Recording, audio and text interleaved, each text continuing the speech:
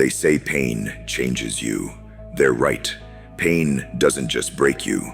It strips you down, tears away every part of you that's weak, fragile, or human. And when it's done, it leaves you with a choice: stay broken or become something else. I chose to become something else. I chose to become the monster. I wasn't born this way. I didn't ask for this transformation. It was forced on me, carved into me by every betrayal, every loss, every ounce of agony I've endured. I was once like you, soft, vulnerable, human. But life has a way of ripping that humanity out of you. It takes everything you thought you were, crushes it, and laughs as it watches you try to put the pieces back together. Except, I didn't just put the pieces back together. I forged something new, something harder, something unrecognizable. I stopped being the victim. I stopped being the prey. When the world came for me, I decided to fight back. And fight I did, against every lie, every shadow, every demon that tried to consume me. They didn't know what they were creating. They didn't know that every hit I took only made me stronger. Every scar only made me sharper.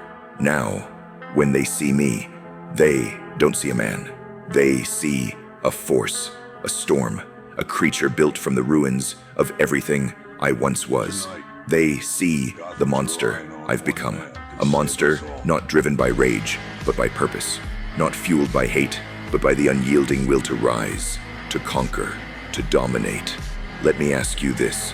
What would you become if everything was taken from you? Would you crumble, or would you rise as something more? Becoming a monster doesn't mean losing yourself. It means finding the parts of you that are unbreakable, the parts that refuse to yield no matter how much pain you endure. It's about taking everything the world throws at you, every failure, every betrayal, every shred of despair, and turning it into fuel. You stop caring about what others think. You stop needing their approval. You become something they can't define, something they can't control. Do you think monsters are born? They're not.